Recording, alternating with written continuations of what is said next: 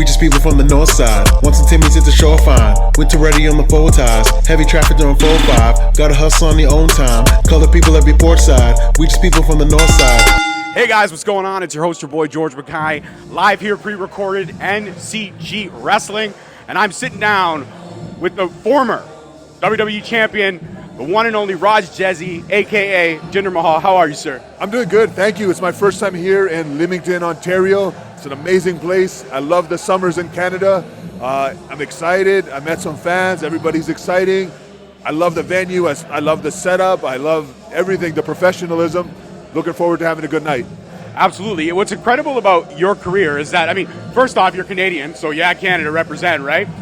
You grew up, being a Canadian wrestling fan, experiencing it, going through the indies, getting signed by WWE. Yeah. But what was the best part about your first indie run while you were doing it before you made the jump to WWE? So I started at Stampede Wrestling in Calgary, so just knowing like the rich heritage and history of Stampede Wrestling and becoming Stampede Wrestling Tag Team Champions, and then even Stampede Wrestling North American Heavyweight Champion, which has like a crazy lineage of superstars, wrestlers of the past that have held that championship. That was the best part, and just a group of guys and girls that I was with, Natty Neidhart, TJ Wilson, Tyson Kidd, Victor from Ascension, Tyler Breeze. There was a really good group of professional wrestlers at that time, and the guys that didn't make it, they were all really good. It was just like almost like a tight-knit family, all of us. I love that. Yeah, absolutely. I sat down with TJ a couple years ago, and he's phenomenal. Got a great wrestling mind, probably one of the best in the business. While you were working at WWE, did you ever have a chance to work with him? Did he produce any of your matches? Did he age in any of your matches? So I wrestled him a lot. Like my first year in WWE, I wrestled TJ on a lot of the live events. As a producer, just on live events, but never for TV, because he was mainly a producer for the women's matches. Yes. Yeah. But I'm one of the greatest minds ever, and he's a great producer, great person, great talent, great wrestler, great wrestling mind. He's the man. Canadians, they were all so polite. We always try to find the best in everyone. But I could see you and TJ having nothing but insurmountable conversations about, especially the fact that he's an encyclopedia of pro wrestling. The stories you must have shared about the history, like you said, of Stampede Wrestling is crazy. Yeah, and we both have very, very good memories. Like, we can go back and forth, like, hey, remember on this night this match happened, or remember when this happened, this person wrestled. Not even for ourselves, like other people's matches, like in buildings, like, hey, TJ, remember when so-and-so wrestled here? Like, yeah, he has a crazy memory, and luckily I do too, so yeah, we have good conversations. So I want to talk about 3MB, because everybody loves 3MB. It was a great stick while it was there.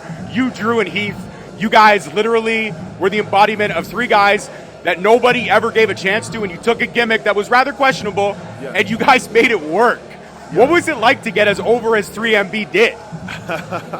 So I think we're more over now, like in people's memory, than we were at that time. Yes, but I think it's you aged well, is what I'm saying in terms of the gimmick. And I think what really makes it special is what we did after 3MB. Heath Slater with Tag Team Championship with Rhino and the kids and getting a job. Amazing, very memorable stuff. Drew McIntyre, obviously. One of the best professional wrestlers on Earth, not only in WWE, like on planet Earth. And then myself winning the WWE Championship, United States Championship, 24/7 Championship. So I think just the success that we had after 3MB, when like really nothing was expected from us, and we like made a point to like work hard and like succeed at the highest level. Succeed, yeah, exactly. Like we weren't gonna look at this as like a demotion or something. Like if anything, it was to motivate us to take us to the next level, and that's what we all did. Absolutely, and the great thing is that all three of you kind of stepped away, but then came back to WWE, and you redefined yourselves, you rebranded yourselves, you worked on your image, everything. And I got to talk about the modern day Maharaja for a second, because you were a fantastic character, you were a great heel, everything you did with Randy. Now, I don't know if you know this about me, but I've been born and raised in Brampton. Okay. Brampton has a rich heritage. Yeah. And the great thing about Brampton was, while you had your little minions, if you will, the Singh brothers, one of the funniest things I ever heard at a show, we were watching one of your matches with Randy, and it was me, my brother-in-law, and my wife, and everyone, and we were there at the house just enjoying it. And my brother-in-law looked at both of them and said, "Man, why is it that those two guys look like every IT guy from Brampton?" Yeah. I know Brampton very well. I have friends and extended family there. I actually did a fireside chat one time in Brampton. I think at the city hall or so. Yes, you did it. Yeah. There. Okay. Oh, okay, awesome. It was a great turnout. It was a great event. Got to just speak to the youth and just motivate them and share my story. And anytime I go to Brampton, it's so much love everywhere I go, even like to this day. Absolutely. Now listen, being from Brampton, I got a respect and appreciation for amazing Indian food. Brampton is one of the hubs for amazing Indian food. I'd probably say, I mean, it doesn't compare to the UK, but it's definitely got its good spots. Yes. When you're in Brampton, Yeah. what do you enjoy? Like, what's your go-to, not even your go-to Indian spot, but when you can get some home-cooked at the finest, and Brampton is probably the closest thing to being back home. What do you go My favorite place is Rick's Good Eats. Okay. Yeah, Rick's Good Eats. Actually, I just found this place. I find so many on Instagram, and I always send them to my fiancée because she's actually from Toronto originally. She lives now in Florida, and I just sent her this place today. It's called Deshi Road. Okay. Street food just opened in Brampton. Okay. Deshi Road. So you know the modern day Maharaja, Raj Deshi, is going to be at Deshi Food very soon. Maybe we can go. I'll treat. Yeah, why not? Yeah. So the modern day Maharaja, everything you did with Randy Orton, that was such an iconic run, in my opinion. It was one of the most enjoyable runs. I mean, first WWE champion of Indian descent, but also the 50th of all time. Yeah. That's pretty huge and humbling. When that whole storyline happened and when you became the champion, I mean, that's every WWE superstar's dream. Yeah. You achieved that dream. What was it like for you? It's hard to put in words, but it just meant so much to me. Where I started, all the hard work, all the sacrifice, training, getting to shows. You know, the Canadian winter is punishing, and our cities are so far apart. So like to travel, sometimes you travel 12 hours to make it to a wrestling show in the winter, and then being released, coming back. And then I didn't come back to become WWE champion. Really, they split the rosters again between Raw and SmackDown, and they just needed some guys and girls they can throw on television right away, and I was one of them. And I just worked hard and found myself in a position where I was number one contender, then became WWE champion. That was a huge moment. Just like all the shows that we did during that time, all over the world, with like overseas tours all across America. It was awesome. Just representing the WWE Championship, being champion, main eventing everywhere. It was unbelievable. Absolutely. I got to talk about the Punjabi prison matches. Those matches are phenomenal. They're really entertaining, and they're awesome. What was it like to kind of bring that match back? Because that was something that was set up for the Great Khali and stuff like that. What was it like? Yeah. And Batista, they had those prison matches. What was it like to bring that back? Yeah, I think you might be the only one that enjoyed that match. I enjoyed the concept. It's brutal being in it. It's a very hard match. The cage, actually, the first cage, it looks like bamboo, but it's the original blue steel cage. Okay. So it's solid steel. You hit it very, very hard. It makes no noise. But it's a very cool concept. It was a tough match. It was very grueling, very taxing. And for some reason, it just never got the appreciation that we expected or wanted. Like we really worked hard on that match and took a lot of punishment. But the best part was Great Khali coming back. So at least that was that. Yes, absolutely. The 24/7 championship, again, amazing stuff. The vignettes were hilarious. They were always fun and entertaining. What was it like kind of being in that whole process of the 24/7 championship? They, from what I heard from some people that I've talked to that have held those championships, they kind of were just on-the-fly ideas that happened. Okay, once here, once there, let's try this, let's try that. Was that kind of the way it worked with the 24/7 championship? That's exactly how it was. It was on-the-fly moments, just someone thinking, hey, we should do it here or there. We were flying to Saudi Arabia, and I was actually sleeping, and one of the producers came to me like, hey, we're going to film this right now, and they filmed it on a cell phone. Me winning the championship on the tarmac and then losing it in my sleep. And the day that I won it and lost it on a golf course, we had just landed for a live event, and I just got a text from Adam Pearce saying, hey, we got to go to this golf course to film this 24/7 skit right before the show. So it was just spur of the moment. It was a fun time. It was a fun experience. My favorite one was I'm looking for R-Truth backstage, and he hides in a trunk, like in one of those road cases, and then gets shipped to the next city. That was quite fun filming it backstage. But originally, I was a little let down because it was after I was WWE champion, and I wasn't really doing much. And then to be doing the 24/7 stuff.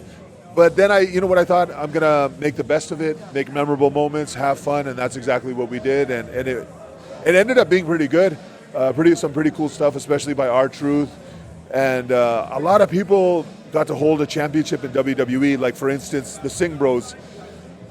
You know, forever in history, they are champions in WWE because of that championship. So it gave a lot of guys something to do and something to remember. And it gave the fans something to remember for a long time, I think. It was very cool. Absolutely. You know what else is cool is you reuniting with the Singh brothers, GCW, doing all that stuff, bringing all that back.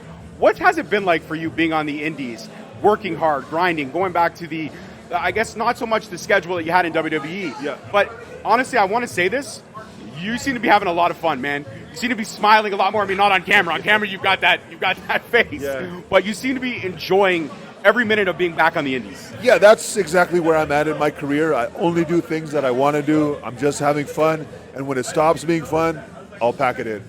But it's been so much fun just having freedom. I've been booked every week, so I thought my schedule would be a little bit lighter. But freedom is out the window. But freedom to do things that I choose. Yes. Yeah. That's what I mean by freedom. And also, I want to try to venture outside of wrestling. I've been doing a lot of auditions for acting roles. I haven't gotten anything yet, though, but fingers crossed one of these days. I've been working on my acting, getting classes, getting lessons. So I want to venture out and just do different things now and just enjoy wrestling. That's what I'm doing. I got to become AAA Tag Team Champions with Satnam Singh. Amazing. Reconnected with the Singh Bros. I just want to, in a way, mentor South Asian wrestlers, the next generation, help them out as much as possible because we didn't have that before. I didn't have that before. We didn't have resources where there was veterans that were really willing to, you know, help us out or get us booked places or wrestle with us. So I think that's very important, is giving back to the next generation of South Asians, whether they're from India or Canada or USA. We're all the same, and we're very underrepresented in wrestling right now, and I want to see that change. Like, we face so many hardships, like discrimination, everything, and I want to change the perception. So that's what I really want to do. That's what this run is about. It's about giving back and just like creating camaraderie, creating like a brotherhood amongst us where we're not in competition with each other. There's enough spaces, enough spots for all of us to have successful careers, because for a while, like, we always felt like there's only room for one of us. And that's got to change, and it's going to change. I love that. And you know what? I would say that is one of the coolest things about you, is I could see the passion and the heartfeltness you had when you were saying all that. You know, I got an idea for a movie that you and I could do together. Jack, let me pitch this, okay? Okay. Buddy cop movie, right? Yeah. You're the tough, grizzled veteran. Okay. I'm the lazy rookie. And all I want to do is eat and screw around. And then we could just have the hijinks we could have. Like, I feel the chemistry of us. Like, think of it. This is Brampton's finest. What do you think? There you go. Talk to my agent. I'll talk to your agent. All right, I'm going to set that up. We're going to talk to your agent. My final question, I'm going to let you go. When I look back at your whole career as a whole, the ups and downs, the peaks and valleys, the challenges, the reformation of how you are, I think you're in the best shape ever. That I could say, when you came back and also now, you look great. Yeah. So what would you say out of everything was something that you hold near and dear to your heart? I mean, yes, obviously winning the championship was huge, but any other special moments that maybe people out there wouldn't know? Just, again, being the first Indian descent, South Asian, Punjabi, however you want to put it, WWE champion. Growing up, like, I didn't have role models on TV that I could look up to. There was no one like me. We had Apu. That was it as far as representation. So just really just showing the next generation anything is possible. If you dream it and you work hard, anything is possible. I think that was the most important thing. Awesome. This has been phenomenal. What a great conversation. It's an honor and privilege to sit down and talk with you, sir. Before you go, if you can give me that Raj Desi attitude and say, hey, man, I had a good conversation with Straight Talk. It was fun. I hope it was fun. I mean, Brampton's finest. That's $1 million idea, Raj. Yeah. This is the Maharaja, and a great time talking the Brampton's finest. I like that. That's even better. All right, sir. Thank you so much for the time. It was a privilege. Guys, that's it for this one. Peace, love, and wrestling. We'll see you next time. Peace. We just people from the north side. Once the Timmy's hit the shorefine. Winter ready on the four ties. Heavy traffic during 4-5. Gotta hustle on your own time. Color people every port side. We just people from the north side.